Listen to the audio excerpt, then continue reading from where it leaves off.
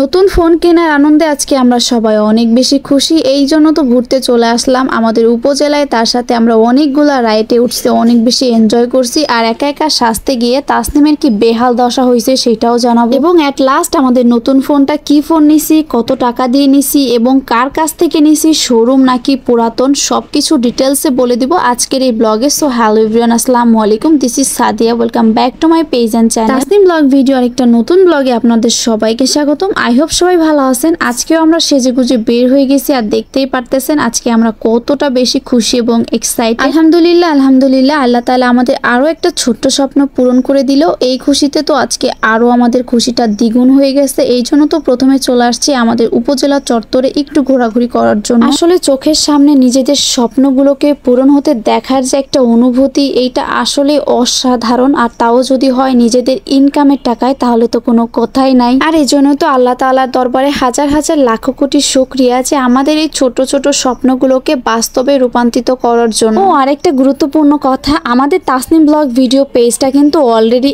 1,50,000 অর্থাৎ 1.5 লক্ষ মানুষের ভালোবাসায় একদম পরিপূর্ণ একটা পরিবার হয়ে গেছে। যেটা গতকাল রাতে আমি একটা স্ট্যাটাসের মাধ্যমে আপনাদের সবাইকে জানিয়ে দিছি। আমরা কোনো একটা কারণে আপাতত এটা সেলিব্রেশন করতেছি না, তবে ইনশাআল্লাহ আপনাদের জন্য খুবই শীঘ্রই ধামাকা কিছু থাকতেছে, জাস্ট ওয়েট অ্যান্ড ওয়াচ। আমাদের যে এত দ্রুত আপনারা এত বেশি ভালোবাসা দিবেন, এইটা আসলে আমরা ভাবতেও পারি নাই। যাই হোক, সবকিছুর জন্য রইল আমাদের তরফ থেকে আপনাদের জন্য একগুচ্ছ ভালোবাসা। আর এদিকে তো আমরা পুরাই খুশিতে আত্মহারা, যার কারণে দেখতেই পারতেছেন বাচ্চাদের মতো এক পাশে আমি আর তাসনিম এবং অপর পাশে তাসনিমের আব্বু আমরা দোল খাইতেছিলাম। একটু দোল খাওয়াতেই আমার মাথাটা কেন যেন ঘোরাচ্ছিল, তাই আমি নেমে পড়ছি। আর এদিকে তাসনিমের আব্বু তাকে দোল দিতেছিল। শুধু দোলেই থেমেছিলাম এইটা না, আমরা এখানে এটাকে কি বলে পিছলাও খাইতেছিলাম। অনেকে এটাকে পিছলাও বলে, কেউ বা শাশুড়ো বলে। আপনাদের আঞ্চলিক ভাষায় এটাকে কি বলে জানি না, জানলে একটু আমাকে কমেন্টে জানিয়ে দিবেন। ভীতু মায়ের সাহসী মেয়ে কেন বললাম। আসলে এই পিছলা খাওয়ার সময় তাসনিম একটুও ভয় পায় নাই, বরঞ্চ ও হাসতে হাসতে এই রাইডটাকে অনেক বেশি উপভোগ করছে, অনেক এনজয় করছে। বাট